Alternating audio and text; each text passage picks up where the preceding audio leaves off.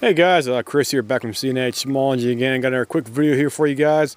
This will be the good and the bad video primarily. The good thing is the m16a4 upper functioned fine today. No problem, no hiccups, no fails to feed, fails to eject. The weapon ate all the ammunition. I actually was testing it up here, and I even have the actual grouping here for extremely cheap ammunition. Good old 55 grain Federal American Eagle 55 grain 4mm jacket boat tail. That's the group size. It's about as big as my what we'll call index finger right here for the actual group size. So that group size is quite good right there for that. Now the bad thing is the carrying handle right here will not zero properly. The back portion right here, this thing is flopping around on me. You can basically see it moving back and forth right here. See that right there? It's moving about 1/4 of an inch right there, and this damn thing simply will not zero whatsoever. And for reference, this thing was not thrown around in a truck or car or anything else like that. It was simply stored in my range bag I have over there. Range bag is padded, and it keeps the things secured for the uppers right here for that. So I think I have a defective rear carrying handle right here for it. This thing is flopping around on here. I did try to tighten up. I think it has a hex bolt on side, right? This one hole in the back right here, and it will not tighten up any further. It's simply this thing is flopping around. You can actually see it moving right here for that. So I can't really do anything about that. It will not zero properly. What happened was I put it on the gun up here, and I actually got a small group about an 1.5 inch diameter size. However, when I switched ammunition brands, what happened was this thing started loosening up right here, and right now it's just flopping back and forth. So this thing is no good to me at all right here. This is the carrying handle for the m16a4 right here.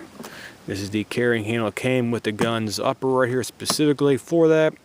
And here's the actual square on the upper portion of it right here as well too. It's factory spec right here. It simply will not work on my gun to zero properly. My brother did have a carrying handle off his one gun right here, and I stuck it on the new m16a4 upper right here this weekend, and we did get the man to zero, and with phenomenal results.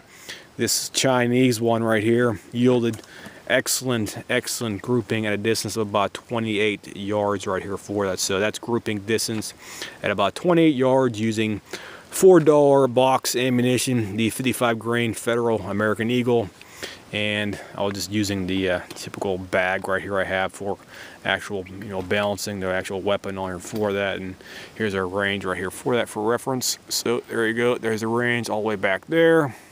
And we did manage to zero the weapon with the Chinese carrying handle. So that's all I can really tell you guys today about the optics and stuff like that. The iron sights would not zero, so we had to put a backup Chinese carrying handle rear sight, and that one did zero, and we have proof for that right here as well too. So functions great with the Chinese rear sight carrying handle.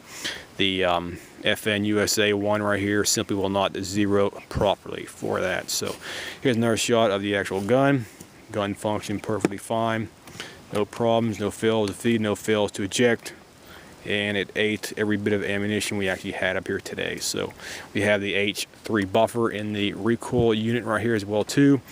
And it shot these spent shell casings between 3 o'clock and about 4 o'clock, 3 o'clock and 4 o'clock position, depending on which type of load we had. The hot stuff was the M855, and it shot at a distance of about the 4 o'clock, or I should say 3 o'clock position. And the weaker Lapula and the American Eagle 555 grain stuff was being shot at a distance of about 4 o'clock ejection pattern right there for that. So that's everything for today, guys. Sorry about not being able to do a proper zero up here because our range had some setbacks.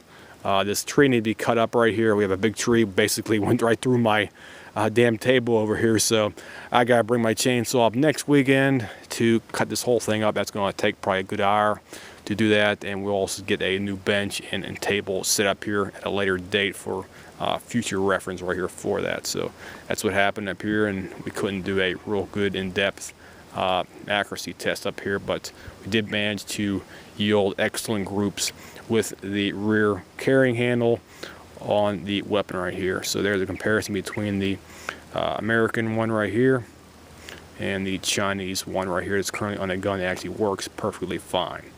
So I'll see you guys. Have a nice day. Yeah, put anything in